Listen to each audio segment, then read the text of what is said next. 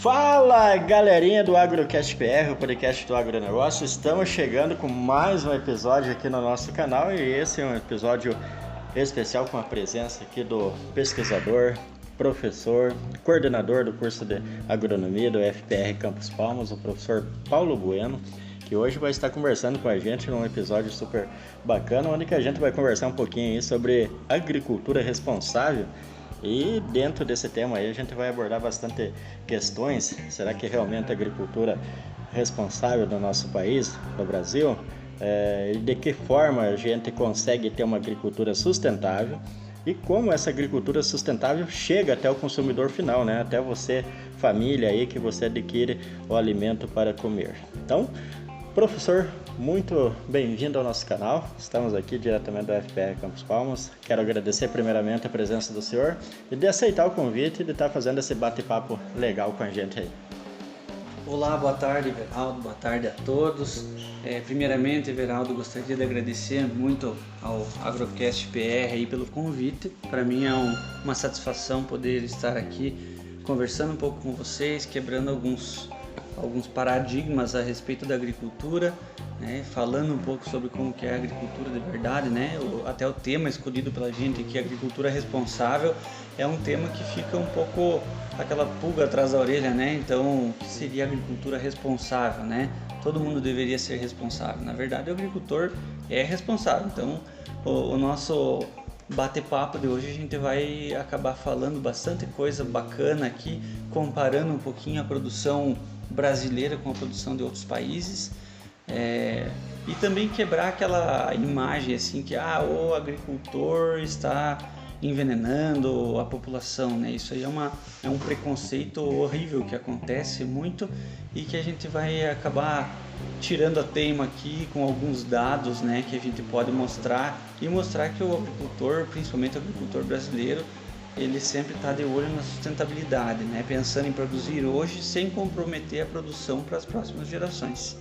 Então, mais uma vez, gostaria de agradecer o convite aí. Acho que o nosso bate-papo vai ser muito produtivo.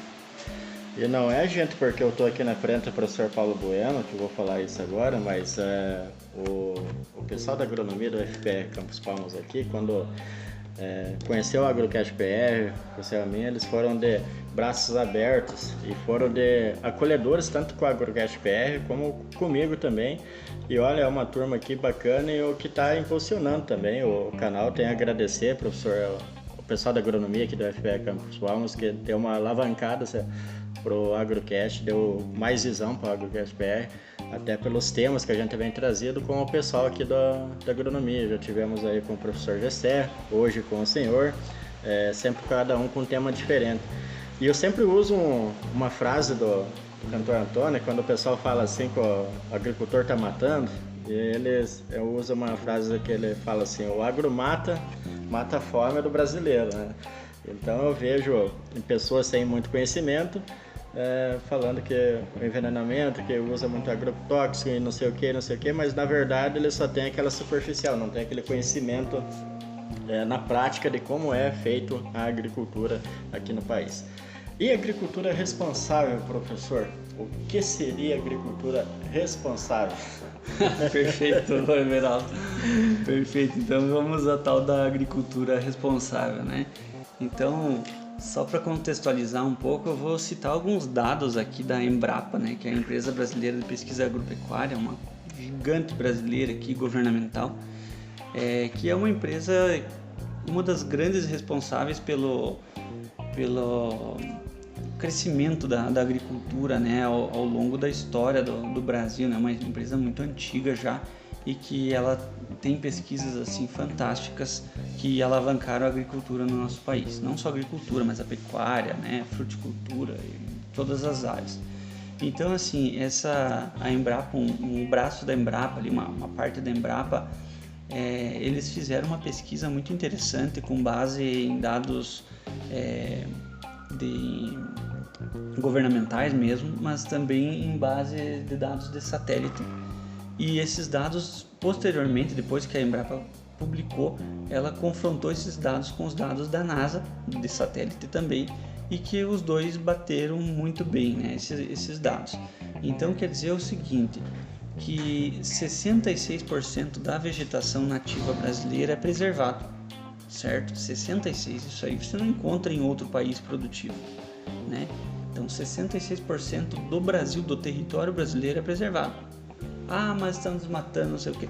Tudo bem, tem áreas que estão desmatando, não deveriam estar desmatando, mas não é todo o produtor que faz isso. Tem áreas que existe um certo desmatamento ilegal legal, que a gente vai comentar daqui a pouquinho, né? Não que seja uma coisa correta, existem, mesmo em áreas que você pode, por exemplo, destocar, você tem que preservar algumas árvores protegidas por lei, que a gente chama de madeira de lei, né? Mas para contextualizar, então eu falei que 66% da área brasileira é preservada, certo? Dentro dessa preservação, pessoal, nós temos vegetação em imóveis privados.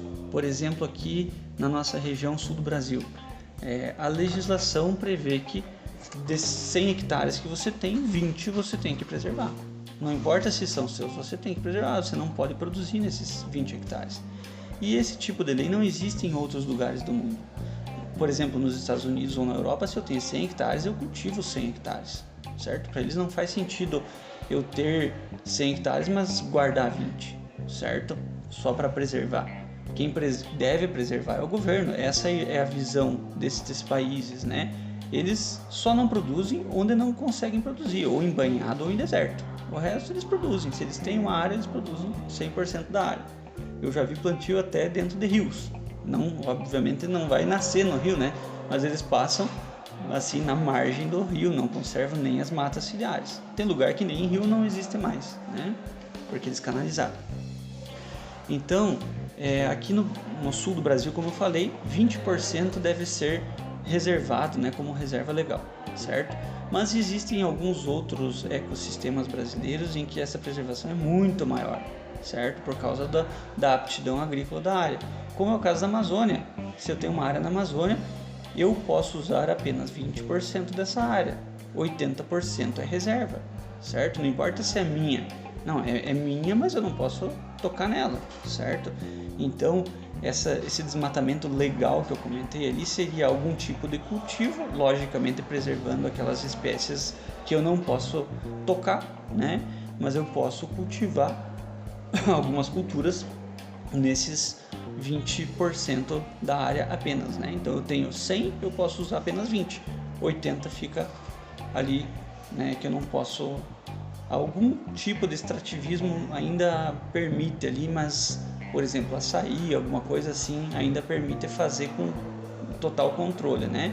Não pode exceder em nada. Então, né, esse aí é um dos primeiros assuntos, né? Então, como eu falei, 66% da área brasileira é preservada, apenas 30% são utilizados, né? Mas o que seria esses 30%? Dentro dos 30% nós temos 4% de território urbano, né? São as cidades. Apenas 9% do território brasileiro é cultivado com lavouras ou florestas plantadas. 9%, certo? Então aquela história, estão desmatando, acabando com a floresta, isso aí é conversa para boi dormir, né? Então o pessoal vai lá e faz um recorte de uma imagem lá da Amazônia e tem um quadradinho lá que foi feito um desmatamento, ninguém sabe se é legal ou ilegal, e acaba dizendo que estão acabando com a floresta. Quem já sobrevoou, já fez alguma viagem de avião que passou por cima da Amazônia, deve ter visto o Mar Verde, que eu já vi em duas oportunidades, né, ida e volta no caso, que eu fui visitar a Amazônia. Você nunca mais para de ver aquela vegetação, é coisa incrível mesmo, isso aí você não encontra em outro lugar agrícola do mundo não. Então 9% do Brasil é composto por lavouras e florestas plantadas, né, florestas de pinos, eucalipto, entre outras espécies cultivadas. E 21% do território brasileiro é composto por pastagens ou nativas ou plantadas, certo? Então 21 mais 9 daria 30% aí do nosso território cultivado, né? E mais 4% de território urbano, então 34% usado, né? 30% para agricultura apenas no Brasil, certo? Isso aí é totalmente diferente de outros países, comparando com os Estados Unidos. Então o Brasil utiliza 30% para agricultura e pecuária e floresta, e os Estados Unidos usam 74%, certo? Para agricultura, pecuária e floresta. Então aí a gente já vê uma certa diferença, né, Everaldo? O que você acha dessa diferença de 30 para 74? Muda um pouquinho, né? Muda e totalmente. Considerando que o território deles é maior do que o brasileiro, né? Sim. Então, é aquela velha história. Eu já morei lá nos Estados Unidos e percebi, inclusive em outras viagens que eu já tinha feito por lá, que lá só não se cultiva onde?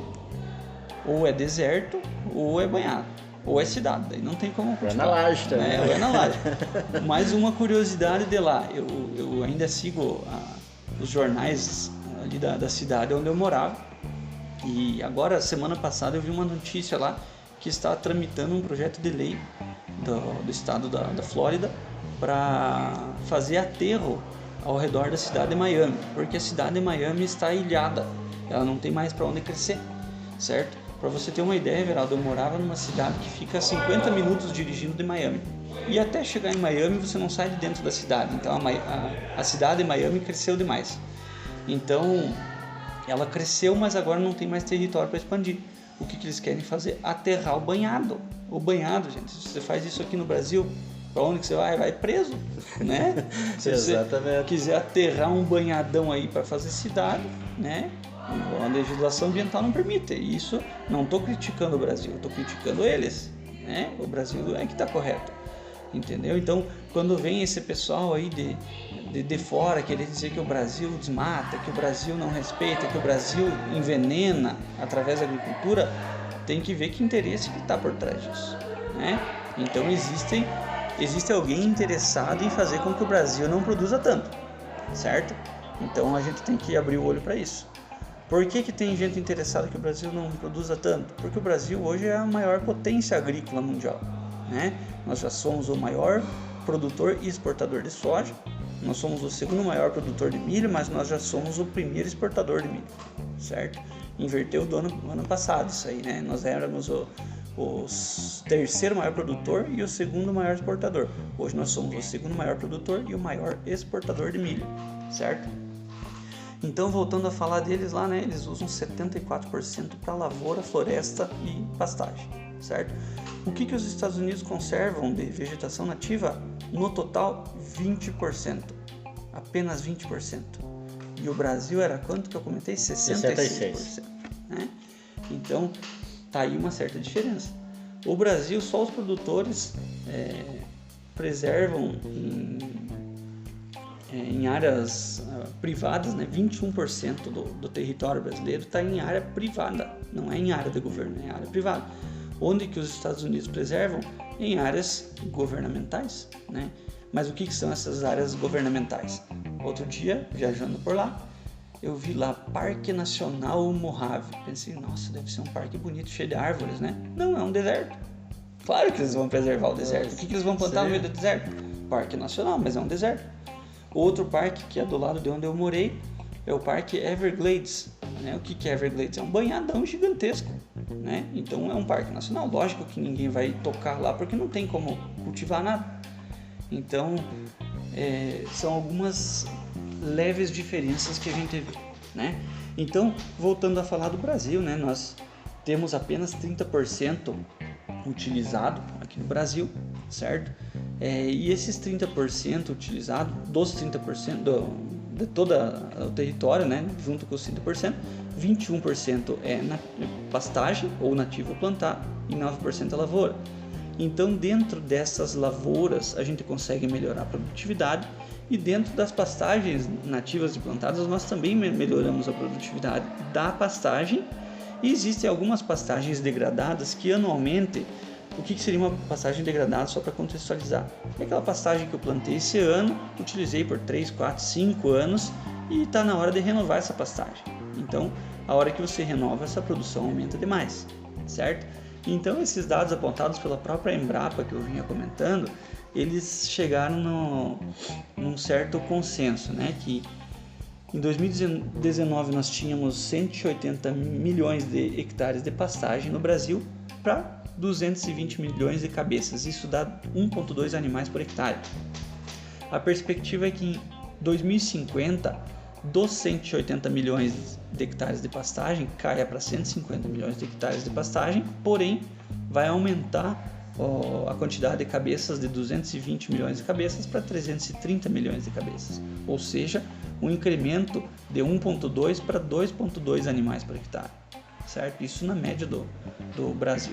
E isso vai sobrar mais 30 milhões de hectares para a agricultura, somando em mais de 100 milhões de toneladas de grãos, certo?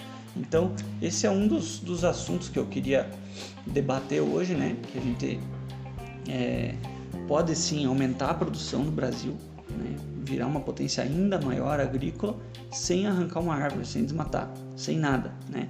Apenas expandindo para as áreas que já são agrícolas e também áreas de pastagens que serão renovadas, né?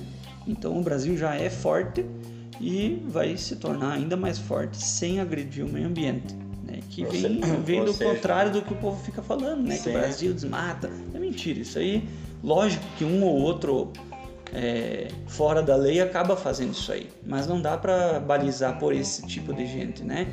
Vamos balizar pela média do agricultor brasileiro, que é um cara que respeita as leis, né? Que produz com sustentabilidade. Ele quer produzir hoje e continuar produzindo no futuro, certo? Então vamos pensar por essa perspectiva, né, Fernando? Sim, e a gente pode notar que esse crescimento que vem e cada vez mais vai crescer, e principalmente com o país com a preocupação da biodiversidade, né? Exatamente. Cuidando ali, mantendo dados, você vê pela diferença, já que o senhor falou, entre o cuidado que o Brasil tem com a sua biodiversidade, com o seu ambiente em relação aos Estados Unidos ou até a Europa. Temos um cuidado muito, muito grande, né? E uma preocupação maior ainda, porque no decorrer dos anos, a nova geração que vem entrando, ela vem tendo esse cuidado, né, professor? Vem tentando mais, né? Exatamente, Everaldo. Para a gente ter uma ideia, né, como isso está mudando, a sustentabilidade está muito em alta, principalmente no Brasil, especialmente no Brasil, né? A gente está tentando mudar um pouco o padrão do tratamento de lavouras, pensando em tratamento mesmo para doenças e pragas, para o controle biológico. Então, o controle biológico chegou nas grandes culturas para ficar, né? Para a gente ter uma noção, até as grandes multinacionais hoje estão investindo em tratamento biológico. Para quem não é muito da área ainda, né? O tratamento biológico seria você controlar algum problema da sua lavoura, ou praga, ou doença, usando algum tipo de vida, né? Ou fungo, ou bactéria, ou inseto mesmo, né? Por exemplo, existem insetos que controlam outros insetos, existem fungos e bactérias que controlam doenças, ou fungos, ou bactérias também, certo? Então, o controle biológico é uma estratégia fantástica que chegou para ficar. Outra coisa interessante, já que eu comparei antes, né, Brasil com os Estados Unidos e até a própria Europa, né? A Europa entra no mesmo balaio ali dos Estados Unidos. Os caras que desmataram tudo, não existe mais floresta nativa, e agora eles querem que o brasileiro respeite as suas regras. Mas como assim, né? As regras, faça o que eu digo, não faça o que eu faço, é mais ou menos assim, né? Então são algumas coisas muito curiosas, né? Até aquelas ONGs lá que ficam inventando regras para o Brasil aí, mas para os países deles isso não vale, né? Então assim, eu achei interessante. Ano passado eu fui numa feira, na maior feira agrícola do mundo, que fica no cinturão do milho dos Estados Unidos, e depois dessa feira eu fui em alguns museus na região, e num dos museus estava falando, lá é diferente do Brasil, né? Lá o agricultor é muito bem visto, certo? Lá o agricultor, dá a impressão que o pessoal reconhece bastante o valor do agricultor, aquele cara, como nós conversávamos antes de começar o podcast hoje, né? Aquele cara que trabalha 365 dias por ano, né? Praticamente não dorme em época de safra ali, o cara... o sol nasceu, ele já está plantando, ou está dessecando, ou está fazendo alguma coisa. Quando o sol se pôs, ele vai mais umas 2, 3, 4 horas ainda colhendo, né? Às vezes o cara quase emenda, sem descanso, né?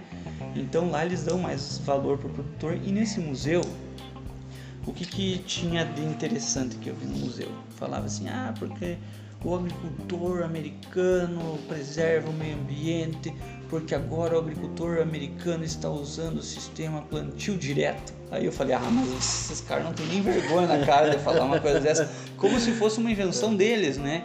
Estão usando o sistema plantio direto. Pessoal, no Brasil a gente usa desde os anos 70 o plantio direto. Então viram só como o Brasil, ele não está copiando, o Brasil inventa, o Brasil inova, o Brasil preserva. Então são os outros países que estão aprendendo com o Brasil. O Brasil faz isso há quase 50 anos, gente, né? Então nós temos aí autoridade no assunto. Quando a gente pensa em lavoura sustentável, é o Brasil, não são os outros países que têm que nos ensinar, somos nós que ensinamos para o resto do mundo. Tanto que o Brasil exportou plantio direto, né? Dentro do plantio direto, né? Para quem ainda não tem muita vivência com o assunto, nós temos o seguinte: antigamente e até hoje nos Estados Unidos e boa parte da Europa, o pessoal, para plantar uma nova cultura, imagine um campo cheio de mato, ali você vai fazer uma lavoura. Eles precisavam, digamos assim, se fosse na época que não existia trator, capinar tudo aquilo lá para fazer a roça, né? Fazer a lavoura. Então, desde os anos 70 aqui no Brasil nós fazemos o plantio direto, que seria você utilizar um herbicida, mata aquele mato, né? Aquela cobertura que existia no solo, e depois faz a semeadura da cultura sem precisar revolver solo.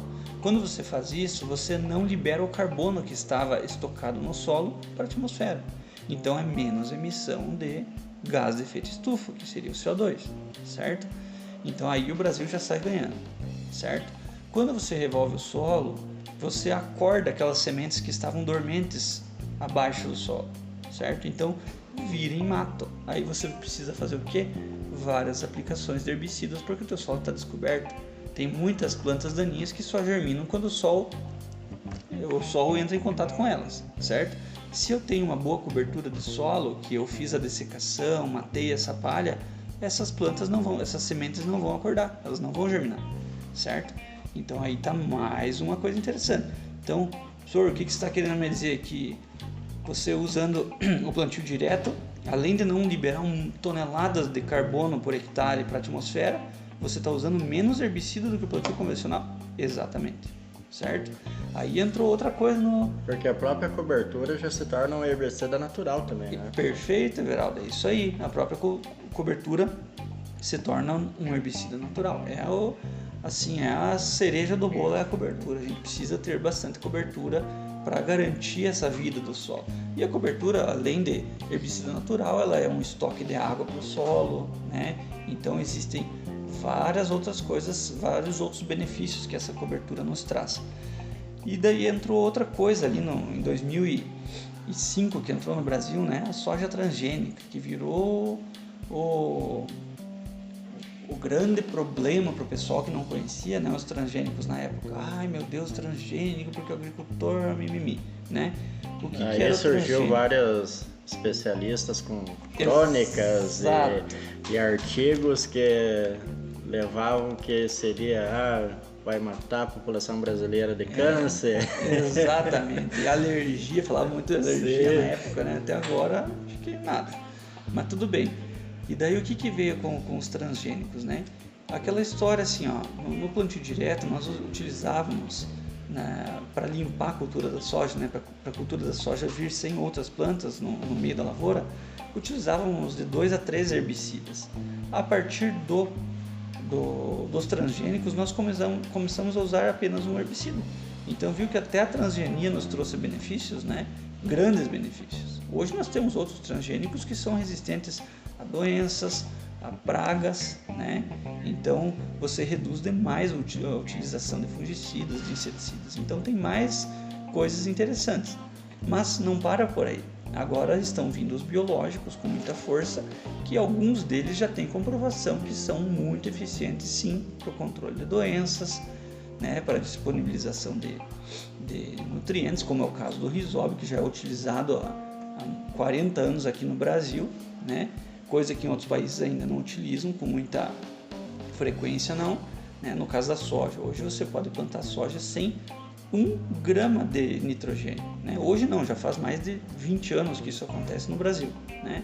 Só pelo fato de você utilizar uma bactéria na semente, né? Essa bactéria fornece o nitrogênio que existe na atmosfera, no ar, que está ali ao redor do solo, né?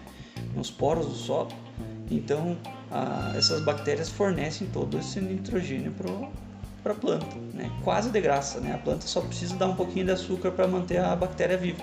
Então, é uma simbiose, né? Então, são coisas maravilhosas que ocorrem sim aqui no Brasil. Além disso, aquele controle de pragas e doenças que eu comentei de forma biológica, né? Então, tá aí as grandes potencialidades aí da agricultura, certo? Então, assim, a agricultura brasileira está evoluindo muito, né? A produção e a produtividade estão evoluindo demais no Brasil, certo? Então, o produtor brasileiro tem um mérito gigantesco nisso, né? Quando eu fui visitar um produtor no cinturão do milho lá dos Estados Unidos, esse produtor, até como curiosidade, Everaldo, esse cara foi engenheiro mecânico da John Deere lá dos Estados Unidos, né, mundial, durante 27 anos. E ele tem uma lavoura, ele se aposentou agora, mas ele tem lavoura, né, uma grande lavoura inclusive, muito bonita a lavoura do cara.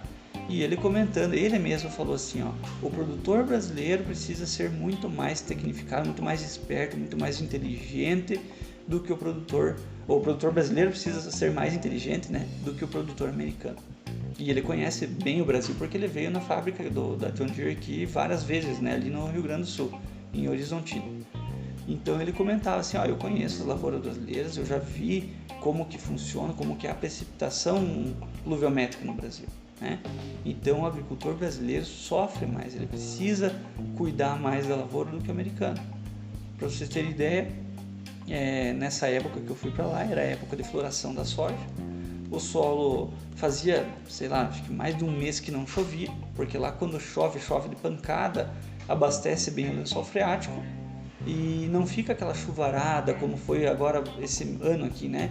Choveu um monte em fevereiro, em março choveu o mês inteiro praticamente. Sim. Não se viu o sol, né?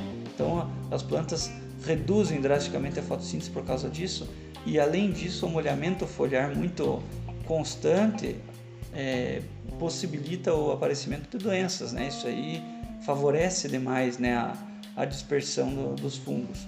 Então ele comentou até que lá na época assim, de floração é raro chover bastante, então a cultura fica muito mais sadia, certo?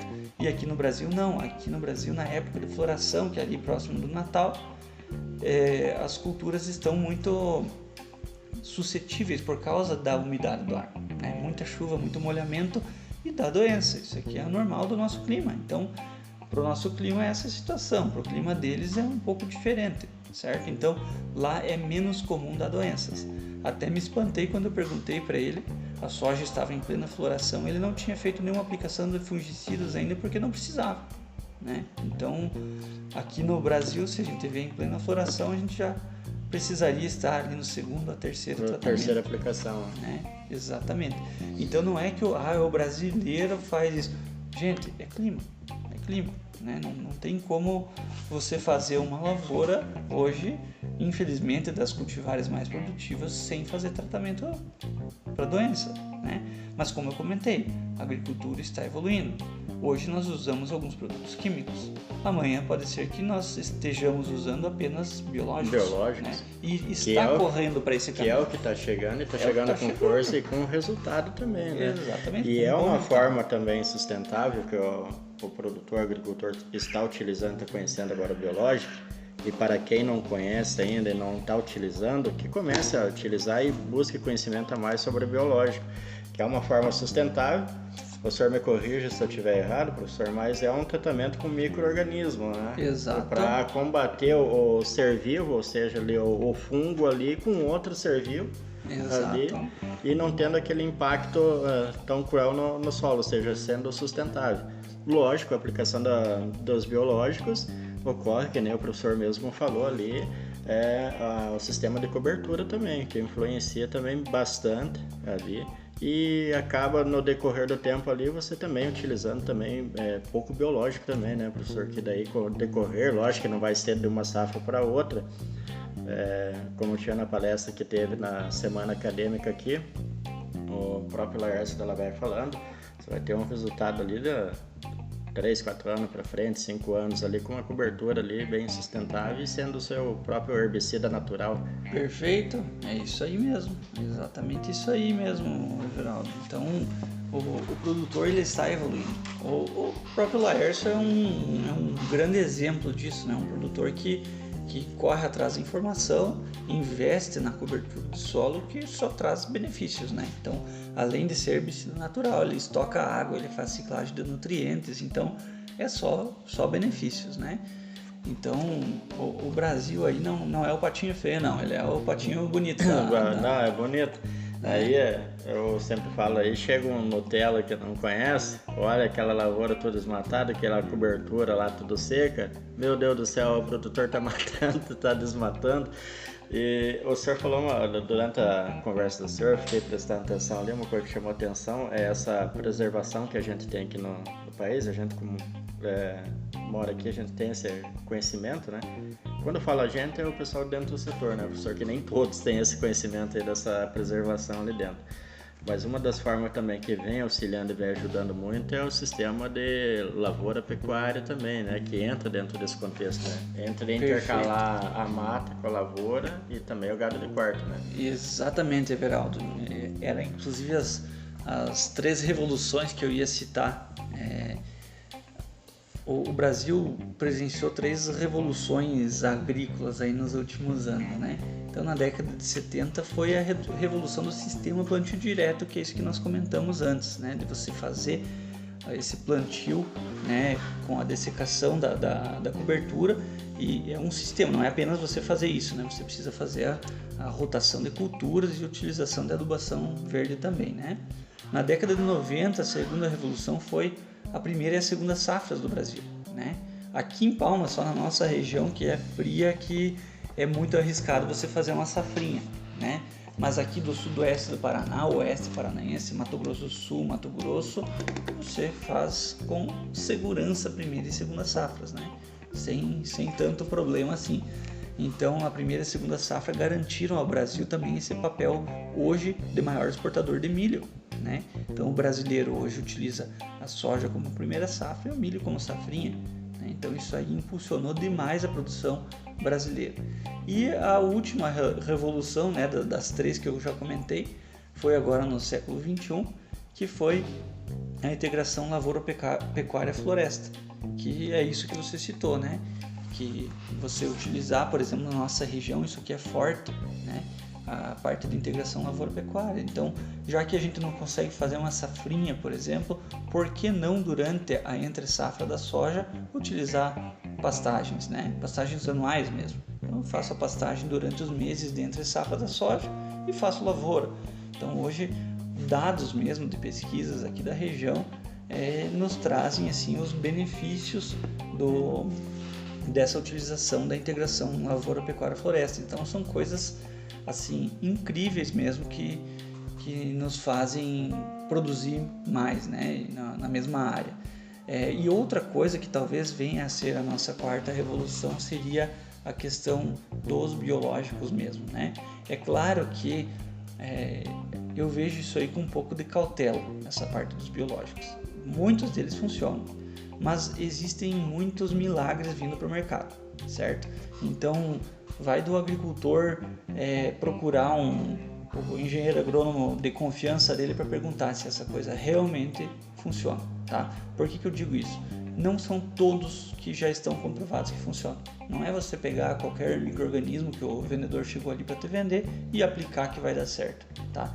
Existem alguns que valem a pena, como é o caso dos risóbios, azospirillum, entre outros, né? Belvéria para controle de pragas, alguns deles já funcionam. Isária agora para cigarrinho do milho, sozinha ainda não funciona 100%, mas é uma ferramenta, certo? Mas tomar um pouco de cuidado com isso, porque existe muito milagre sendo vendido assim, meio sem escrúpulos muitas vezes. Tá? E muito disso aí, agora que o senhor citou, de milagres com o biológico aí, lógico que não são todos, mas a gente sempre depara com aquele vendedor que está interessado só na comissão dele, né? Só Perfeito. Na comissão dele, então vai chegar, eu sou um vendedor, chego para o senhor, apresento um milagroso biológico ali. O senhor compra isso aqui que vai ser isso vai acontecer tal na sua lavoura, o senhor não vai ter trabalho nenhum. Muitas das vezes o produtor ali não tem aquele conhecimento e muitas das vezes também usa muita lábia para isso, porque está interessado mais na comissão do que ali e joga nas costas do produtor ali, depois o produtor utiliza, não dá certo o esperado ali, corre de atrás e não tem aquela assistência. Então, bem tocado pelo professor, para você produtor, é buscar também o conhecimento dentro da biológica, e como o professor mesmo citou, né? Buscar um profissional da área, né? Bem capacitado para poder estar orientando, né, professor? Perfeito, Verão. Lembrando, né, que eu sou totalmente a favor da utilização dos biológicos. Como eu falei, é o nosso futuro, né? Então eu deposito muita confiança nisso. Inclusive a gente utiliza, né, esses biológicos, né, nas inoculações ali, e também pulverizações.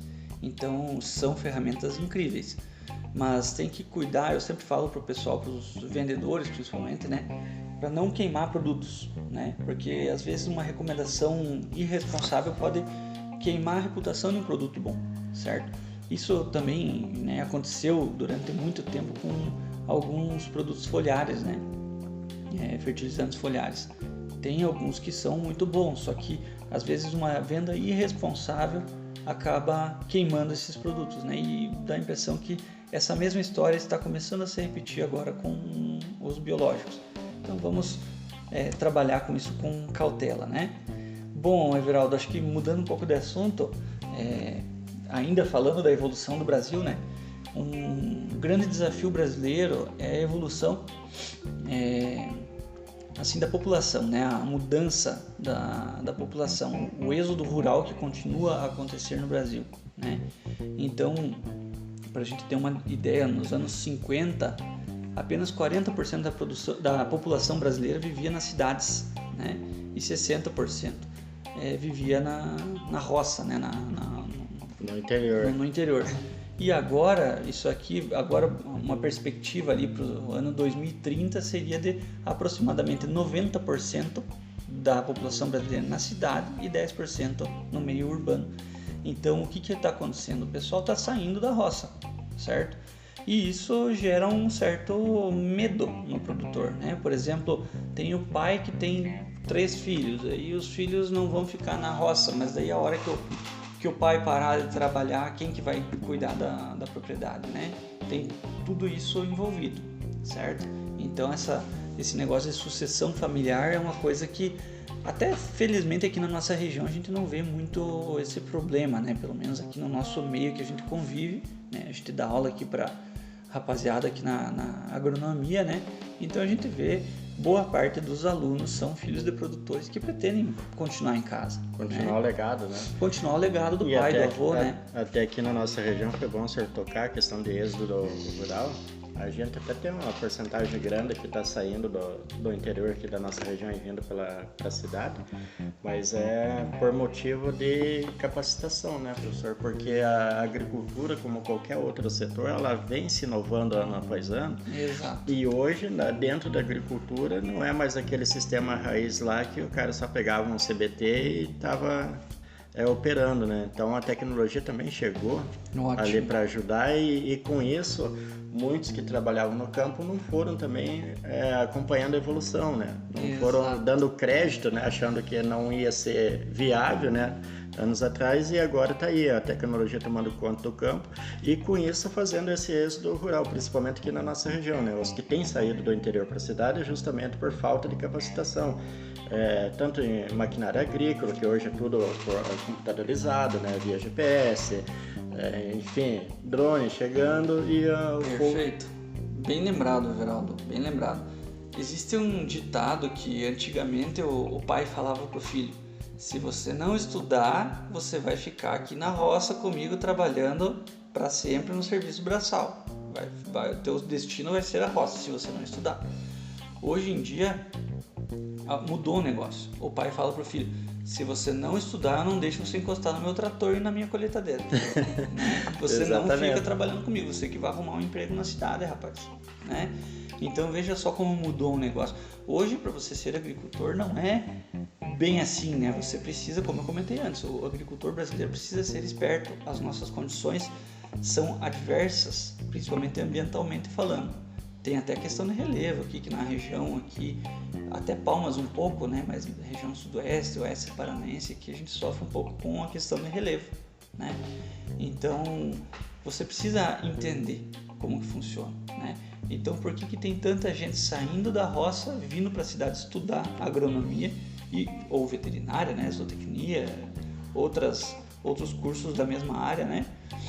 Da área agrícola em geral, e voltando para casa para trabalhar, porque você tem que ser tecnificado, você tem que ser qualificado para conseguir trabalhar. E hoje em dia é aquela história, outro dia até comentei em sala de aula com os alunos, né? Teu pai lá que tem uma caminhonete, né? que é produtor rural, tem uma caminhonete, deixa o funcionário pegar a caminhonete para dar uma voltinha no final de semana? Não deixa. Quanto que custa a caminhonete? Sei lá, 150, 200 mil, né? Mas deixa pegar a colheitadeira de 2 milhões? Ah, a colheitadeira sim. Então veja só a diferença, né? O que é muito mais valioso, uma caminhonete ou uma colheitadeira? Lógico que é a colheitadeira, né? Então, hoje para você tocar uma máquina de uma complexidade dessa, né, precisa ter uma boa qualificação, certo? Então, outra coisa interessante aqui do Brasil, né, que eu falei muito das potencialidades do Brasil. O Brasil está voando na agricultura e vai voar muito mais na agricultura, né? Os problemas brasileiros principais são a questão de... Hoje, né, você falou do drone, eu diria que a conectividade, a questão de sinal, digamos, de celular, né, para você conseguir ter conectividade na lavoura. Às vezes até ontem aqui dentro da cidade não pegava muito bem minha operadora de telefonia. Imagina uma lavoura, né? Você precisa de um aparelho conectado, trator autônomo, né? Como que você vai ter um trator autônomo sem conectividade? Nos Estados Unidos isso já é realidade. Você faz viagem de carro.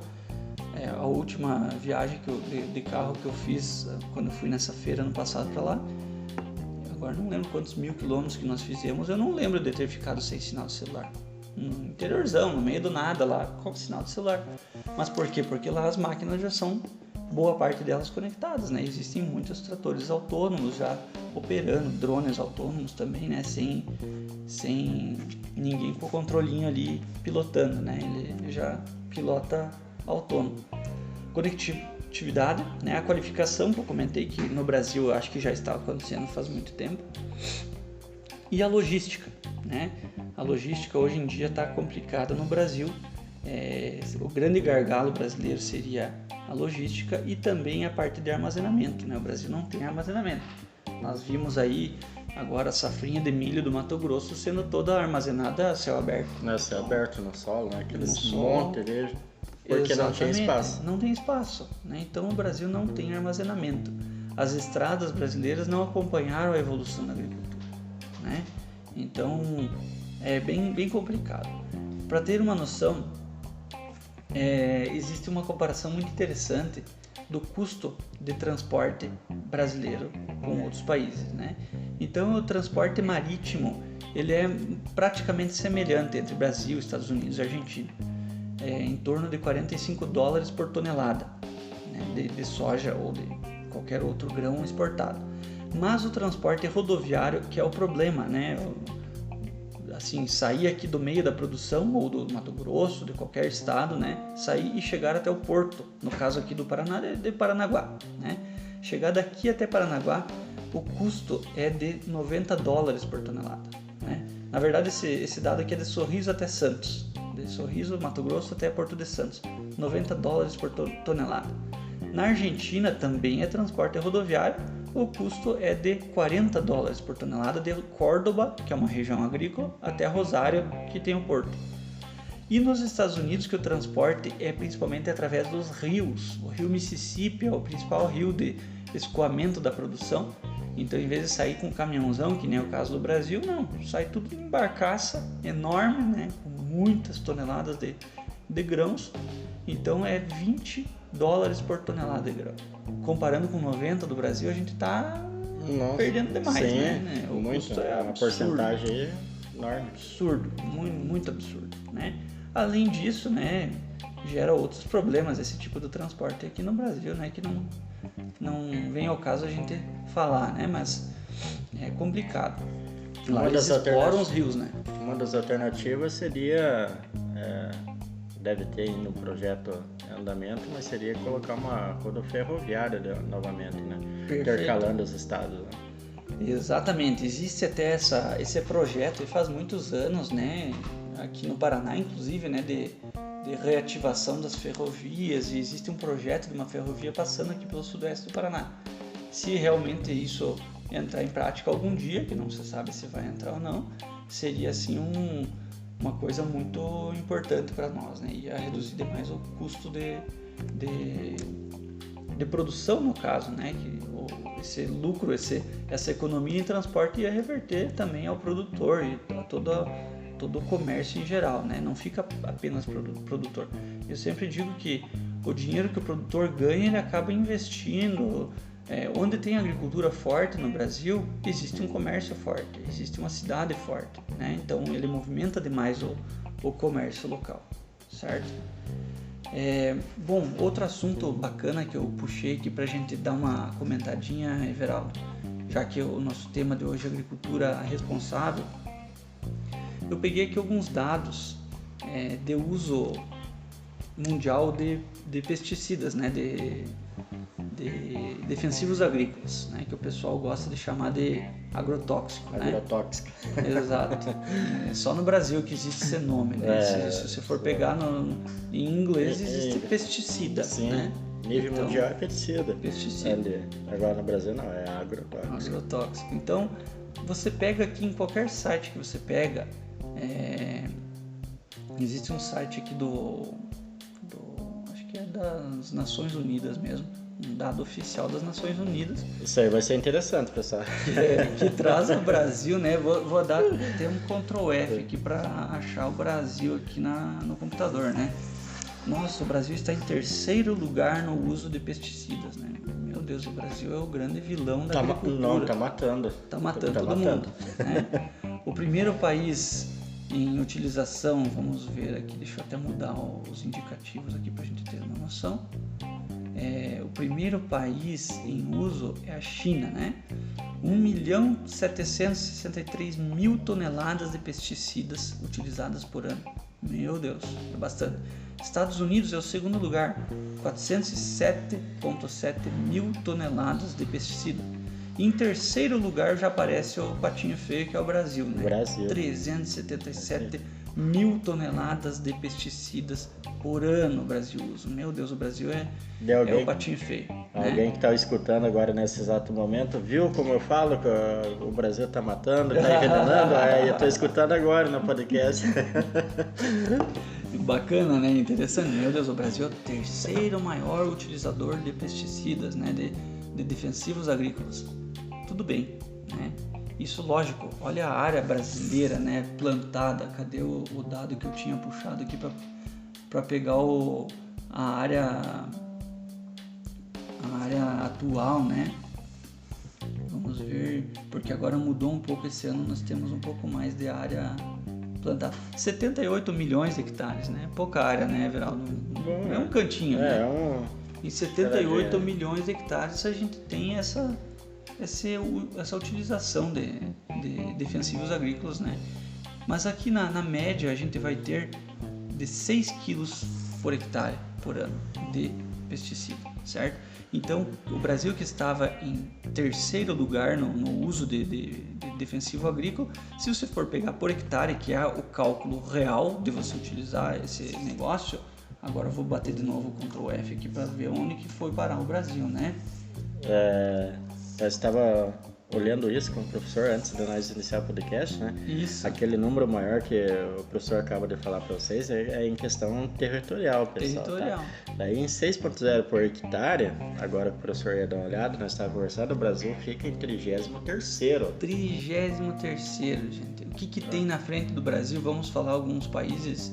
Bom, o Brasil usa 6 quilos por hectare, né? Isso. Ilhas Maldivas usam 52. Claro, né? A região deles chove bastante, eles precisam usar mais do que nós. Mas 52. Né? Cadê o pessoal para ir lá incomodar eles para falar que eles estão envenenando, né? Envenenando, matando. Não, mas eles usam só 363 toneladas por ano. É pouco, comparando com o Brasil, que era quantas?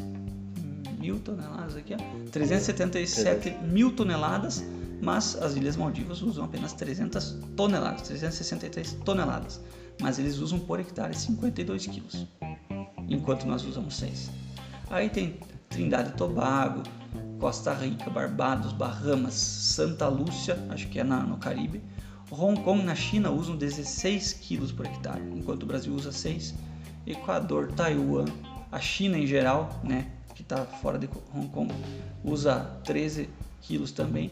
Israel, né, que é no deserto, inclusive, né, interessante eles usarem tanto, né, 12 quilos por hectare. Coreia do Sul, 12 quilos. Japão, 12 quilos, que lá eles usam em área urbana, né, tem pouca área agrícola, e eles fazem quadradinhas ali, né, lotes de arroz, inclusive em área urbana, né? Então, tá acabando a área agrícola do Japão, né? Mas aqui nós temos vários outros países, né? A própria Holanda, né? Agora que a Holanda, coitados dos produtores da Holanda, né, Everaldo? Não sei se você viu ali que eles estão com um projeto de lei para proibir o uso de fertilizante nitrogenado. Eles querem matar o agricultor. Sim. Né? Se fosse só para soja, beleza. Soja, a gente já produz totalmente soja sem nitrogênio. Sem nitrogênio, né? Mas agora, para você produzir qualquer outra cultura agrícola sem nitrogênio, eles querem matar o produtor. Isso, né, já tem várias... como que eu posso dizer? Várias manifestações assim, de agricultores para tentar barrar esse absurdo, né? Que vai acabar com os produtores, vai matar os coitados. Não, vai ser um impacto grande. Caso aprovado ali, não tem, porque muda de um cultivo para o outro, né? Sim. Nem a soja tá tranquilo, né? Mas e os outros? Milho... Exatamente. E essa história aqui, ó, dos 6 quilos... o Brasil ainda usa 6 quilos. Tudo bem, gente, né? 6 quilos. Podia reduzir? Podia e pode, e vai reduzir.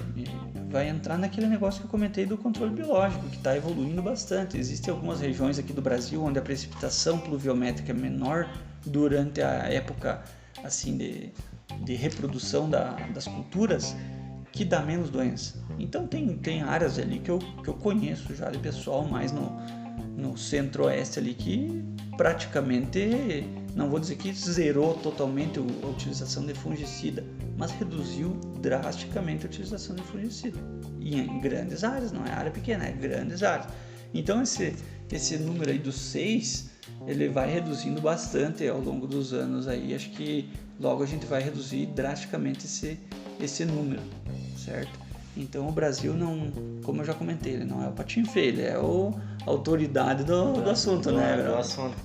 E bem notado pelo senhor, esse número aí de 6 quilos por hectare, né?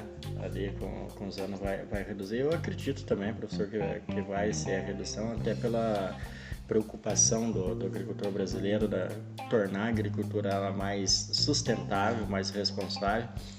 E volta a bater em cima de volta. E um dos motivos disso também, o volta a retornar a cobertura de solo. Cobertura de solo, que também vai ajudar numa porcentagem para diminuição disso aí.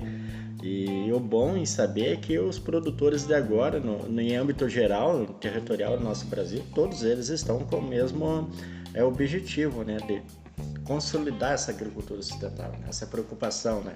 Não está focada somente aqui no sul, ou centro-oeste, nordeste, estão todos no mesmo âmbito. O Brasil inteiro, exatamente. O Brasil inteiro está na mesma sintonia aí, né? Mudando para isso aí. Agora puxando um pouco para nossa região aqui, né? Sul do Paraná, sudoeste do Paraná, e sul do Brasil em geral, né? a gente vê muitos produtores assim preocupados em fazer alguma coisa. O meu vizinho ou o produtor fulano lá está produzindo bastante, então eu vou fazer o que ele está fazendo e vou produzir tanto quanto ele, né? Então, para a gente pensar assim, em produzir mais, qualquer cultura que seja, a gente tem que pensar numa lavoura como se fosse uma construção. Pensar primeiro na fundação para depois querer erguer as paredes, né? Então, a fundação seria, primeira coisa de tudo, uma análise de solo. A gente vê muito o pessoal utilizando, em vez de usar calcário, vai lá e quer usar um monte de, eu brinco, né? Um monte de perfumaria, um monte de coisa que não vai ajudar em nada. Naquela situação dele, um solo muito ácido, o cara vai querer usar um monte de coisa arada ali para até os próprios, vou usar tudo quanto é biológico e vou produzir não vai fazer milagre. Primeiro você tem que pensar em estruturar, fazer um solo caprichado, né? Controlar o pH, erguer os teores de fósforo, que para nós são muito baixos aqui, e potássio também, geralmente estão ali entre médio e baixo. E depois disso, depois de estar com o solo, com o perfil do solo bastante corrigido, aí sim você pode começar a colocar cereja no bolo, né? Mas antes disso aí não adianta nem querer fazer milagre com colocar cereja antes da base do bolo estar feita, né? Então você tem que pensar bastante nessa base, certo? Então, porque, né, tem um ditado que na nossa região você vai acabar querendo fazer um beija-flor, acaba fazendo um morcego para você. Exatamente. Mas volta também a fase de conhecimento, né? Falta de conhecimento ali também, porque que nem o senhor falou, do meu vizinho ali a grama tá verde, tudo eu quero na mesa da minha aqui. Será que só eu pegar e colocar para a grama ali, jogar vai ficar igual dela? Não, né? Perfeito, bem isso aí. Tem que saber o que utilizar, como utilizar. E é importante o senhor ter tocado isso aí da análise de solo, porque hoje tem uma porcentagem de agricultor que vem crescendo e tendo esse cuidado com o solo, né? Que antes não tinha, né? Antes, uns anos atrás, o pessoal pegava mais em plantar. Até quem tem pequena propriedade, que faz um pequeno cultivo, também é interessante ir fazer. Principalmente o pessoal aí que trabalha com agricultura de orgânicos também, né? Ótimo. Ali, de fazer uma estrutura boa do solo. Eu falei até a questão da orgânica, vai ser o nosso próximo episódio dentro do podcast, vai ser sobre alimentos orgânicos, né? Que entra dentro da agricultura sustentável, né? Também já vai seguir o ritmo dessa nossa podcast aqui, professor. Perfeito. Trazendo a agricultura sustentável e mostrando o que é capaz de fazer, né? Ali. Então tem que ter essa preocupação, né? Para ter uma noção, a agricultura convencional está pegando algumas coisas dos orgânicos. Por exemplo, o Isária, o Belvéria, que eu comentei, que são os organismos, os micro-organismos que a gente usa no controle biológico em lavouras de grandes culturas, hoje no milho e na soja, eles vieram dos orgânicos, são usados nos orgânicos faz mais de 20 anos, né? O Belvéria, o próprio Belvéria, o Isária também, né? Então são o próprio BT, o Bacillus thuringiensis, né? Que hoje ele compõe o milho e a soja transgênica, né? De onde que veio?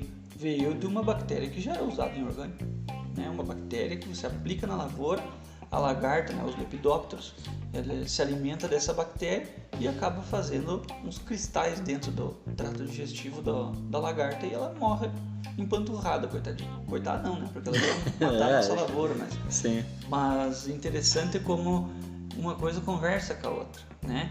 Não é que o agricultor convencional, ele não gosta do orgânico. Claro que gosta, né? E um aprende com o outro, é sempre uma escola. Assim como o agricultor convencional está puxando essa tecnologia que veio do orgânico, o orgânico aprende essa coisa da cobertura também com o próprio convencional. Né? Hoje em dia nós vemos produtores fazendo isso aí em larga escala, como é o caso do Laércio, né? Planta aquelas coberturas maravilhosas dele e o que ele usa como herbicida em boa parte dos casos? Apenas um rolo faca, né? Ou deita a cobertura quando ela já está senescendo. Então existem essas ferramentas aí que são usadas no convencional, mas também são usadas no orgânico hoje, né? Então é coisa fantástica. E agora, pode. Não interrompendo o senhor, né? O senhor falou ali, ele usa como herbicida um rolo faca. Vai ter muitos escutando nosso podcast, que tipo de É um herbicida, fungicida, é um biológico. O rolo-faca é um implemento bem lembrado de a gente explicar, né? O rolo-faca é um implemento que deita a palhada e corta, né? Então você deita toda a palha e vai picando ela para que você consiga fazer a semeadura da cultura de interesse mais para frente. Mas é um implemento que nem todo mundo tem, né? É um implemento que agora está voltando a ser utilizado. Já foi muito utilizado no início dos anos 2000, agora na época dos adubos verdes, que estava muito em alta. No início dos anos 2000 ele estava muito em alta esse negócio de adubação verde e rotação de culturas, que é quando o plantio direto que iniciou nos anos 70, mas quando ele estava assim bombando, que daí veio o transgênico, daí graças ao transgênico todo mundo começou a fazer plantio direto, né? Então essa parte de adubação verde assim explodiu na época do início dos anos 2000 por causa da transgenia também. E daí o pessoal começou a comprar rolo-faca, então muita gente tinha rolo-faca. Aí depois dá a impressão que com a vinda da safrinha o povo parou com esse negócio de rolo-faca e agora está voltando ativa, né? Então é uma coisa fantástica. Quem não tem rolo-faca, existem outras opções muito mais baratas do que o rolo-faca. Tem gente que deita a palhada com pneu, coloca um monte de pneu de trator com uma corrente e vai deitando com pneu. Às vezes até com a própria corrente, só para ir passando por cima da palhada para deitar. Ou amarra um palanque de madeira, né? A gente faz várias gambiarras aqui para conseguir deitar. Mas são gambiarras que são muito funcionais, né? Sim. Aqui nos experimentos, por exemplo, o professor Gessé, que é nosso colega aqui, estava deitando nas parcelas com a roçadeira desligada, a roçadeira do trator, passando com ela bem baixinha só para amassar a palha, com a roçadeira desligada e deitou muito bem a palha, né? Então existem essas possibilidades aí, né? São meios econômicos também, né? Meios econômicos, exatamente. Exatamente. Da corrente eu já cheguei a ver em propriedade o pessoal usando a corrente mesmo, que é as correntes grossas. Isso. Pegava e passava e deita mesmo, né? Fica bem trabalhado essa questão. Exatamente. Nova geração dessa agricultura, professor, a perspectiva dessa nova geração, ela vai ter um maior cuidado ainda do que o setor já tem agora com essa agricultura sustentável, ou há ainda uma porcentagem assim de um cuidado ali com a nova geração? Será que vai adotar esse caminho ou vai querer buscar um caminho diferente? Ótima pergunta. E é uma boa reflexão para a gente pensar juntos aqui, né? É claro que isso só o futuro pode nos dizer, né? Mas eu tenho uma boa confiança na nova geração. Pelo que eu percebo pelos nossos estudantes, não só aqui da nossa agronomia do Instituto Federal do Paraná, mas em outras instituições de ensino, a gente vê assim que a rapaziada tá querendo sim se qualificar para voltar para casa para trabalhar, ou para ir trabalhar em alguma grande empresa e depois, sei lá, empreender, né, fazer uma lavoura própria. Então, fiquei muito feliz agora foi mês passado, um ex-aluno nosso aqui que se formou aqui, está trabalhando, são dois ex-alunos na verdade, os dois trabalhando já em empresas e fazendo consultoria também, né, privada, e me ligaram pedindo um guincho, né, um elevador de bags emprestado, que eles começaram a fazer uma lavoura de cebola. Isso para mim foi a coisa mais fantástica do mundo, ver que um deles recém-formado, acabou de se formar agora esse ano, e, né, empreendendo aí com lavoura de cebola, né? Eu achei fantástico. Inclusive gostaria de mandar um abraço para eles aí, pro Alisson Coferri e pro Jefferson Maia, que são nossos ex-alunos aí, que são empreendedores agora, né? Alisson e o Jefferson. Eles são os feras, já são bons aí, e eu tenho certeza que eles serão muito bem sucedidos aí nesse empreendimento. Olha aí, moçadinha, vem participar com a gente no podcast aí também, mostrar o trabalho de vocês aí, e tenho certeza que vai ser também um up para os novos formandos aí, quem quer empreender também, né, professor? Exato, eu acho que é uma coisa que até a gente peca um pouco aqui na nossa grade, que a gente podia pegar um pouco mais essa parte de empreendedorismo, sabe? De inovação, essas coisas assim, a gente poderia explorar um pouco mais na rapaziada. Eu vejo, pelo menos quando eu me formei, eu não tive essa formação para empreendedorismo mesmo, né? Para você, a gente até tem na grade ali a disciplina de economia rural e administração rural, mas, né, eu acho que é uma ementa muito extensa para poucas horas, né? Talvez a gente pudesse fazer alguma coisa mais nesse sentido. Mas assim, voltando à resposta à tua pergunta e usando o exemplo dos rapazes ali, né? Eu acho que eu confio bastante nessa geração aí, né? Como exemplo eles, que eles estão se tecnificando para fazer uma boa produção, e eu tenho certeza que eles vão fazer uma lavoura de excelência, porque eles são bons, muito bons. E a rapaziada, assim, no geral, eles estão bem envolvidos com isso, sabe? Eles querem saber do negócio para voltar para casa e produzir ou fazer um empreendimento próprio. Mas eu acredito que, assim, eles vão levar esse legado dos pais, dos avós aí para frente. Eu tenho certeza que isso vai ocorrer. E é um setor também que quando você entra, você se apaixona, porque eu desde 2023, início de 2023, que eu entrei pro setor, vamos dizer assim, do agronegócio, dentro do agro, e fui ter conhecimento a mais. Até antes, ali de 2022 para cá, não saberia nada dentro do agro, ou era mais um daqueles também que só tinha aquela opção, o agro mata. E aí, tocou no caso de eu entrar e me apaixonar pelo setor. Ali. E dentro disso, quando eu me apaixonei pelo setor, principalmente aqui na nossa região, aí tá o intuito também do AgroCast PR, porque eu vi essa falta de informação da sociedade, né? E assim, quando comecei a estudar, pegar mais conhecimento, lendo alguns artigos, tem vários, mas a gente também tem que saber escolher o qual, porque tem muitos ali que levam a gente pro mato também, né? Mas você pegando qual, daí você começa a abrir tua mentalidade e começa a ver o discernimento de uma ideia de um com o outro e ver, não, isso aqui tá errado, tá faltando conhecimento. E muitas vezes desse que tem um conhecimento retruco, você vai querer orientar, ele é mais fechado. E aí eu pensei, não, tem que achar um meio de mostrar esse conhecimento e levar para esse pessoal. E aí que entrou o AgroCast PR, que com convidados como o senhor a gente consegue trazer como que é a agricultura de verdade e como que ela é trabalhada, né? E o bom de hoje, desse podcast de hoje, que a gente entrou num tema que, nossa, a maioria, o roxo tá aí, 90% da população tem essa ideologia que o agro mata, né? Exato. Ali. E a gente já entra de contrapartida mostrando realmente como que não é bem assim a história, não. Não é bem assim, né?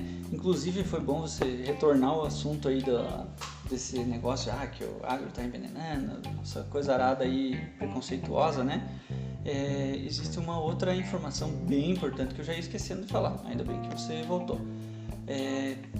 Todo produto químico utilizado em lavoura, para ele ser aprovado, né, para ele ser vendido, ele precisa ter sido aprovado por diversas esferas aqui no Brasil, que a legislação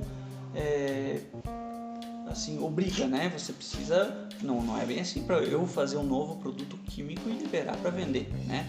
O Ministério da Agricultura tem total controle sobre isso, né? E para ele ser liberado, para uma nova molécula ser liberada, ela precisa passar por várias esferas aqui no Brasil até que seja liberada. É uma burocracia, sim, muito maior do que em qualquer outro país, né? Nos Estados Unidos libera muito mais fácil.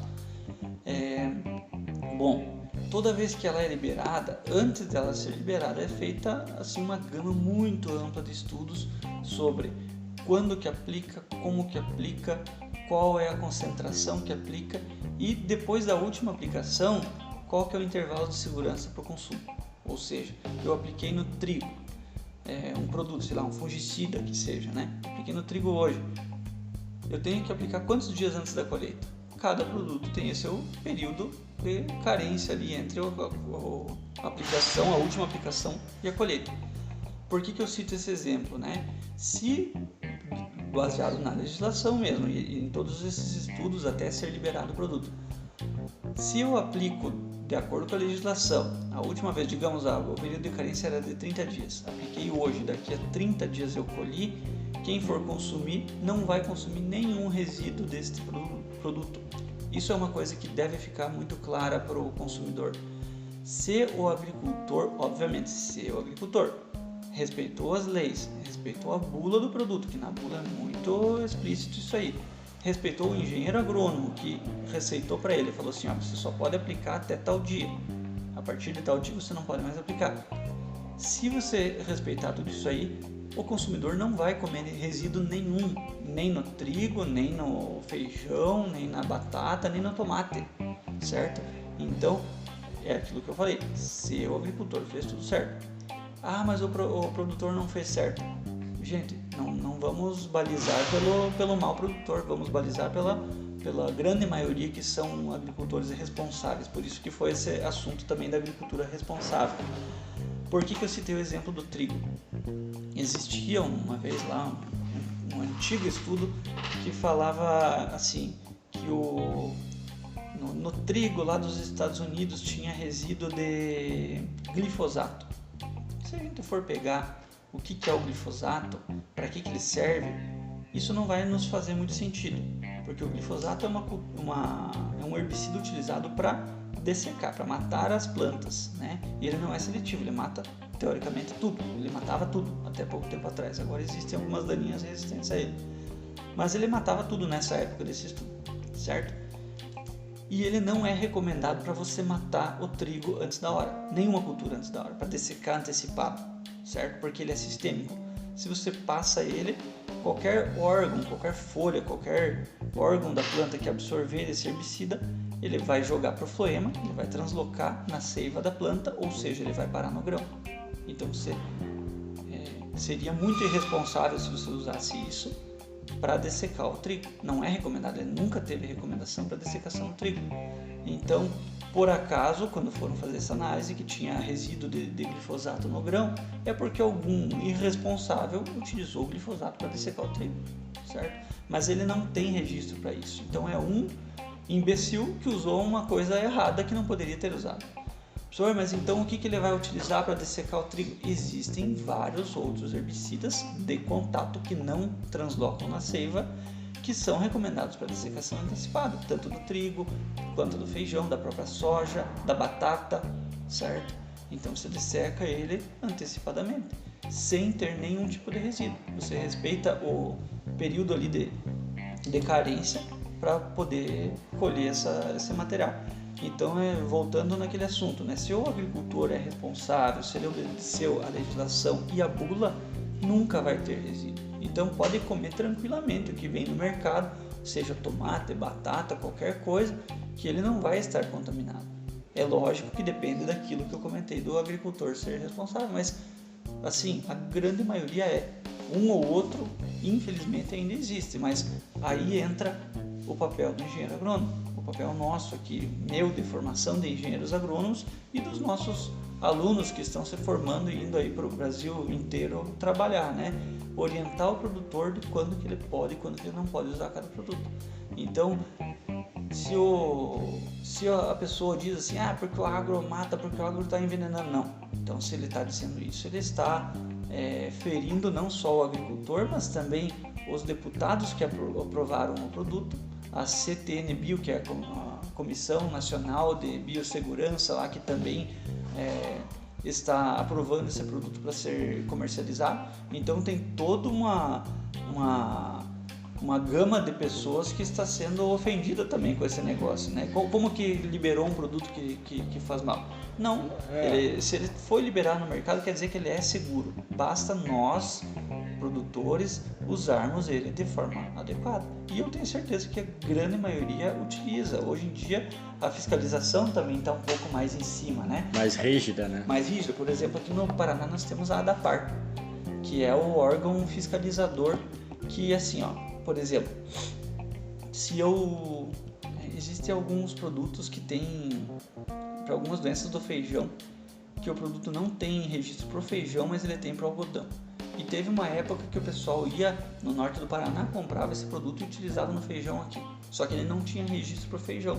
A ADAPAR pegou esses produtos e multou, entendeu? Então o agricultor não podia comprar. Por mais que fosse um produto que, né, tinha registro para algodão e tal, mas provavelmente ele não tinha registro para o feijão porque ele podia ter alguma certa carência. Mas aí a ADAPAR ficou sabendo desse produtor que fez isso e acabou multando multando e fazendo todos os procedimentos cabíveis nesse caso. Então, alguns casos, logicamente que ocorrem, mas existe a fiscalização justamente para isso, né? E nós apoiamos os demais a fiscalização que realmente fiscalize para que acabe com esse problema. O produtor está envenenando. Isso aí é estereótipo, né? Isso aí é preconceito absurdo. O produtor é o cara que está trabalhando ali o ano inteiro de sol a sol para sustentar um país ali que durante a pandemia o país inteiro fechou. Se não fosse a agricultura aí mantendo as colunas do país fortes, aí nós teríamos morrido, né? Nós não teríamos sobrevivido a isso. Foi quem sustentou o PIB nacional foi a agricultura. Foi a agricultura. E outro ponto importante que o pessoal, quando a gente fala, que, né, o senhor, eu, qualquer outro do setor fala, que o pessoal fala que está matando sem conhecimento, como que a gente pode ir contra um pesquisador, um cientista que está lá há anos, né, pesquisando aquele produto daí para liberar no nosso país? Mas o pessoal esquece que aquele pesquisador, aquele cientista também tem família, também tem a tua família, teus conhecidos, e eu acho que o principal cuidado é isso. Primeiramente é a saúde, né, que vai verificar, mas também tem esse cuidado familiar, que ele não vai largar um produto que ele saiba que vai ter algum nível de tóxico, alguma coisa que vai chegar e fazer isso com a população. Então tem um cuidado extremo, ético e profissional desse. Perfeito, aí. E de anos também, né? Agora eu sempre falo, como que eu vou chegar sem ter um conhecimento nenhum sobre tal produto, chegar, não, tá matando, tá envenenando, isso ali. Exatamente, tem que ter responsabilidade em tudo, né? Inclusive, essa semana aí, se a gente der uma pausa, daqui a pouco eu posso até relembrar essa notícia aqui. Eu vi uma notícia que me chamou muita atenção e me deixou muito preocupado. Opa, aí o professor falando isso, pessoal, já que o professor pediu a pausa, vamos entrar para o nosso comercial aí e nós voltamos com isso. Que quando ele fala que é preocupante alguma coisa aí, pode ter certeza que esse aí vai dar um corte bom. Essa é bombástica, gente. Beleza, gente, vamos entrar no comercial agora, daí a gente já volta rapidinho aí, continuando aqui com essa novidade aí que o professor fala. Beleza? Já voltamos aí, galera.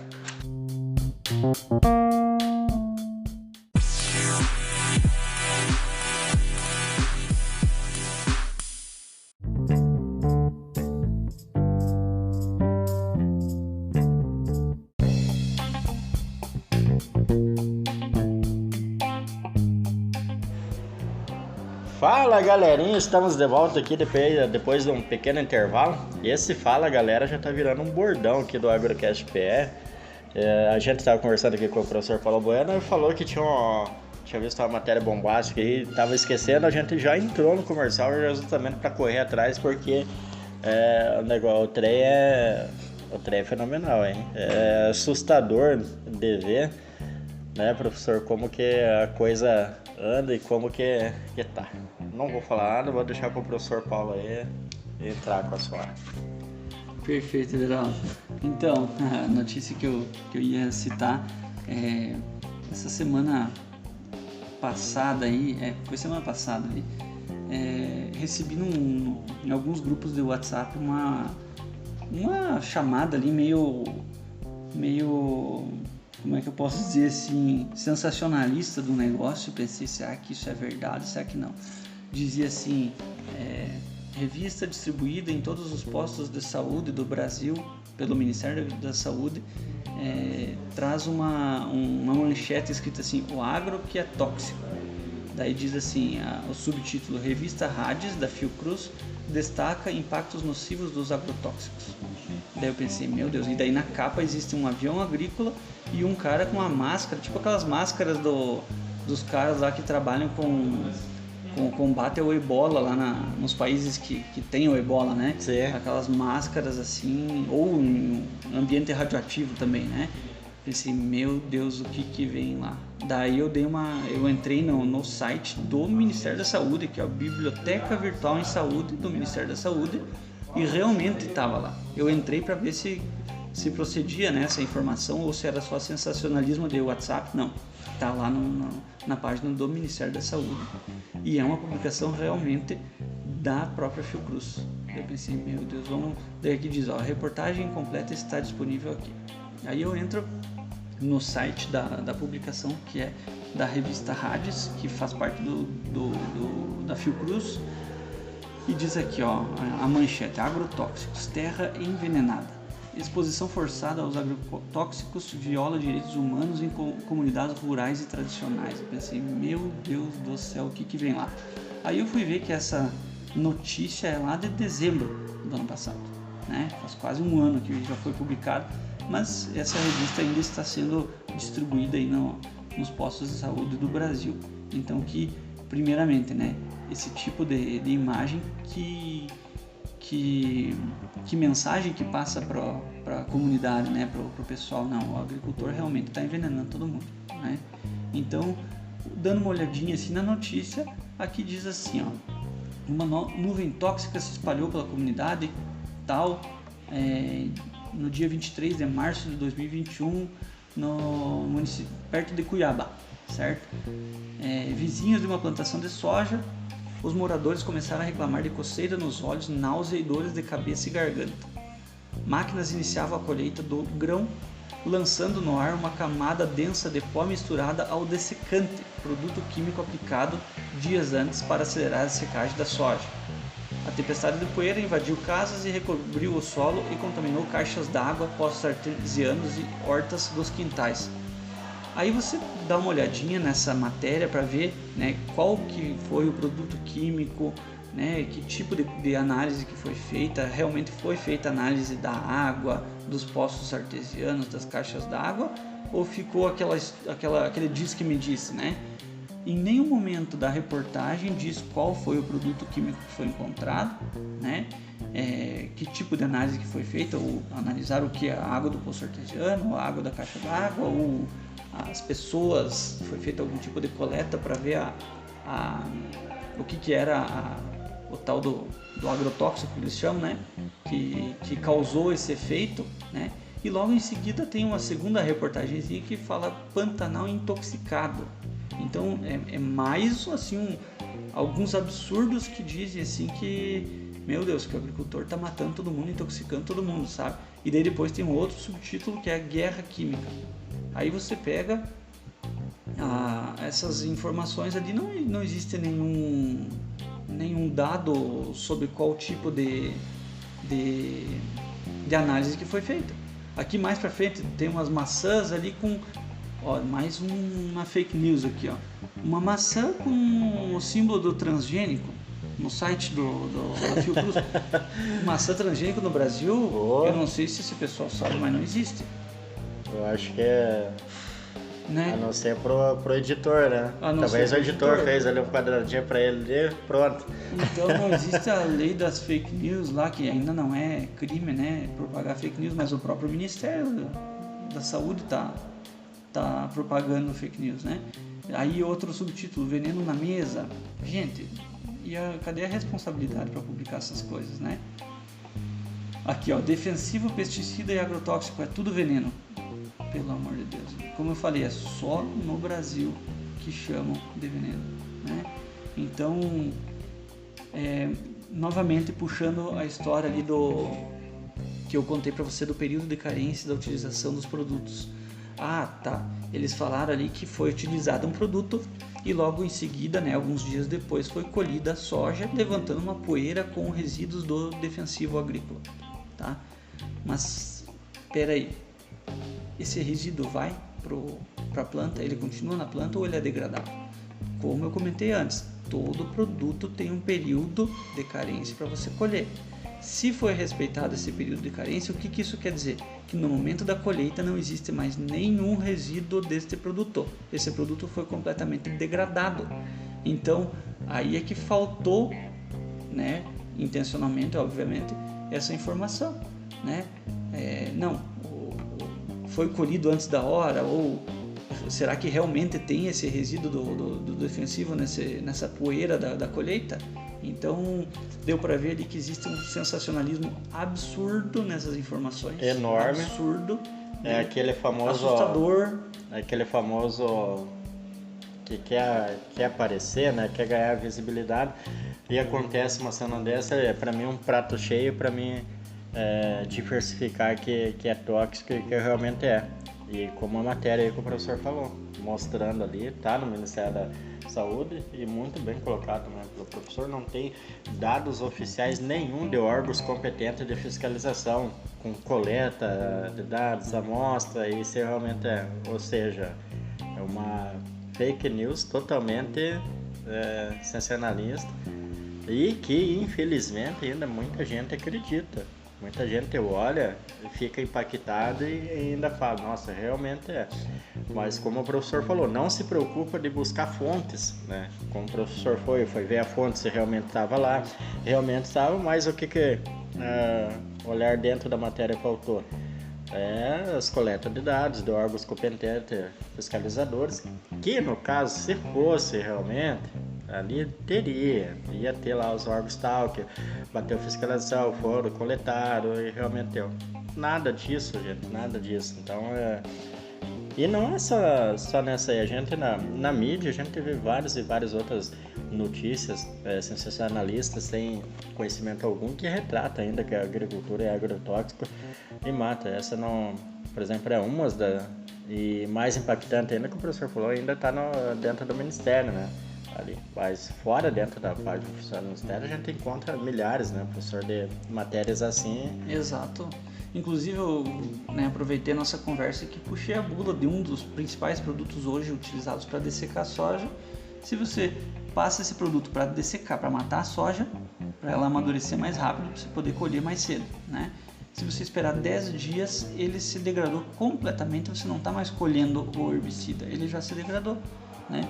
Então ele não se transloca, ele não vai parar no grão, ele fica apenas nas folhas, mata as folhas, né, da planta, a parte aérea, mas não chega até o grão. Então se você espera 10 dias para colher, essa poeira não vai levantar com o herbicida junto. Então isso aí, se realmente o agricultor esperou os 10 dias, aí não vai ter esse problema. Entra aquela história, se o produtor realmente colheu antes, aí sem dúvida pode existir resquício do herbicida nessa poeira, tá? Mas ficou faltando essa informação, que tipo de análise que foi feita, qual era o herbicida, em nenhum momento da reportagem ele cita qual foi o herbicida. Sim. Né? Então, será que essa notícia é verdadeira? Aí levanta a lebre, né? Será que isso é verdadeiro ou será que isso aí é mais uma notícia falsa a respeito dos produtores, né? Como o pessoal fala, para ficar já com a orelha em pé, já para ficar. E como outra, ali é como um medicamento qualquer. A gente, quando está doente e vai consultar, a gente segue aquela bula do que o médico receitou para a gente. A gente não vai tomar um medicamento de qualquer jeito, porque se for vai fazer mal. E mesmo assim a questão da agricultura. Você vai aplicar, mas tudo recomendado. Lógico, como o professor falou ali, aquele agricultor responsável, na grande maioria são, né? Vão aplicar seguindo os patamares ali exigidos e não vai chegar no consumidor nada de tóxico ali, não vai estar ingerido. Professor, estamos chegando pertinho do final aqui. Como eu tinha mencionado antes no nosso intervalo, se fosse abordado, a gente tinha tema para o dia inteiro, né? Mas como o tempo é curto, o senhor também tem seus compromissos aqui na IF. Novamente queria agradecer ao senhor por ter aceito o convite em participar do podcast. Tenho certeza que foi um podcast, um dos melhores também que já tivemos dentro do AgroCast, principalmente com esse tema. Agradecendo ao senhor, agradecendo a turma de agronomia daqui do IF, que abraçou também o AgroCast PR do jeito, a gente foi bem acolhido desde da semana agronômica aqui. A gente criou esse vínculo e com o mesmo objetivo, né? Tanto do pessoal do curso como do senhor, dos professores, a gente tem essa ligação com o mesmo objetivo de passar esse conhecimento tanto para os acadêmicos como para a população e mostrar realmente como que é a agricultura no dia a dia, como que ela é feita, e hoje a gente quebrando um tabu também, né, professor? Ali, abrindo um pouco a mente de quem está ouvindo. Gostaria de agradecer, professor. Obrigado pela atenção, pelo bate-papo. Eu que agradeço, Everaldo. Eu agradeço muito aí pelo convite para participar. Para mim é uma satisfação muito grande poder estar aqui falando com você e com todos os ouvintes do podcast. É muito importante a gente mostrar essa realidade do produtor rural, brasileiro, né? Mostrar que o agricultor brasileiro tem muito a ensinar e não aprender, né? A gente está muito à frente dos principais países produtores aí. E também agradecer aí por propagar um pouco do trabalho aqui nosso do Instituto Federal. Já deixar também para você o convite para todo mundo que está nos ouvindo aí. Em março de 2024 nós teremos o nosso terceiro dia de campo aqui no campus, né? Onde as empresas interessadas vêm até aqui, montam os seus stands e mostram as suas tecnologias para os produtores. Interessante que este ano nós estamos começando bem antecipado, nós estamos começando agora essa semana. Inclusive fica aí o convite para todo mundo que tem interesse em expor seus produtos e serviços, que venha aqui, nos procure aqui no campus. Depois a gente pode deixar ali o número de telefone ou e-mail, né? Acho que o e-mail fica até mais fácil para o pessoal nos procurar para montar o seu stand aqui, mostrar o que quer mostrar, né? Os seus produtos, seja defensivos agrícolas ou variedades de soja, de milho, de feijão, qualquer batata, né? Qualquer coisa que queira mostrar de qualquer cultura. Falei feijão, soja, batata, né? Mas qualquer outra, né? Hortaliças, tomate, qualquer outras coisas, né? Quaisquer outras coisas. Maçã também, nós temos aqui um pomar de maçã. Então fiquem à vontade para nos procurar para fazer parte do nosso dia de campo, que é um evento que está sendo já tradição já do nosso curso, né? Vai ser o terceiro evento, a cada ano ele está se tornando maior e esse ano agora ele promete, porque ele mudou o formato, teremos boas palestras. Então, para ter uma noção, no primeiro ano nós tivemos 200 participantes, no segundo ano agora cerca de 300 e agora para o próximo ano acho que a nossa projeção é de pelo menos umas 500 pessoas, né? E vem muito mais produtores agora, né? Pelo menos 500, mas eu acho que existe a possibilidade de vir bem mais gente, né? Então sintam-se todos convidados, tanto pessoas físicas quanto empresas, né, para virem aqui, nos procurem aqui para fazer parte desse grande evento aí que a gente vai fazer e, né, acho que vai trazer muitas boas informações aí para os produtores. E é uma forma a mais também de você, que o professor está convidando, tanto a sociedade aí como a empresa, também de conhecer na prática também como que é a agricultura e também estar participando aí de boas palestras, né? E estar conhecendo de perto ali, conversando, fazendo uma troca de experiência, né, professor? Perfeito. E dando de antemão também o Agrocast PR vai estar presente nesse evento aí também, ali, com satisfação aí. E já deixamos um convite, né, que nem o professor falou, logo mais dentro da nossa podcast a gente vai deixar o link, contato certinho para vocês entrarem em contato e ter certeza que vai ser um grande evento ali como os anteriores. Esse não vai ser diferente ali, mais inovador. Cada ano, como o professor falou, vai crescendo e vai se inovando ali, sendo um dos grandes eventos acontecendo aqui na região, né, professor? Sem dúvida, Everaldo. Aproveitando o gancho aí, né? A nossa intenção aqui é tornar o IFPR até uma vitrine das próprias empresas. Porque todos os anos a gente vê que as empresas aqui de Palmas, elas fazem dias de campo. Cada empresa faz um dia de campo. Chama ali alguns produtores e fica aquele negócio picado, sabe? Vai 20, 30, 40 produtores ali, vai num dia de campo, outros 10, 15 vão no outro, acaba pulverizando demais o negócio. Por que não todas as empresas se reunirem e fazerem esse evento aqui no campus, né? Um lugar público, um lugar bonito, espaçoso, temos acesso, temos internet, temos asfalto até aqui, né? Não precisa ir lá para o interior, os produtores se deslocarem, né, até uma região às vezes um pouco distante. Não, aqui está dentro da cidade. Temos um campo lindo, né? Tá ficando lindo, a gente já está fazendo ele muito bonito. Ano passado já ficou, né? Esse ano, no caso, em março, né, que foi nosso dia de campo em abril, já foi bacana, mas esse ano agora, que vai ser o dia de campo de março do ano que vem, vai ficar muito mais lindo, sendo que cada empresa vai fazer o seu lote, né? A sua mini lavoura ali para mostrar as suas tecnologias. Então, teríamos aí junto conosco o Agrocast PR também, né? Mais uma vez aí nos nos prestigiando e participando conosco aí, com certeza vai abrilhantar bastante o nosso evento. Então, mais uma vez, agradeço muito, Everaldo, e ao pessoal aí do Agrocast PR. Para mim é uma satisfação muito grande poder estar aqui falando um pouco de agricultura e também do nosso curso de agronomia do Instituto Federal do Paraná, que é um curso de 5 anos, um curso com uma qualidade muito boa, não perde em nada para cursos mais antigos aqui da nossa região e do estado do Paraná em geral, né? Então nós temos aí condições muito boas para formar bons profissionais, e estamos formando, como eu comentei antes, né? Temos alunos assim muito bons tecnicamente que estão saindo no mercado e hoje estão aí no Brasil inteiro, nossos alunos aí nos representando assim de uma qualidade absurda. Então, mais uma vez aí, muito obrigado, Everaldo. Imagina, professor, eu que agradeço, e eu falo que eu vou ser uma prova viva disso, né? Próximo ano queremos estar aqui também, cursando aí.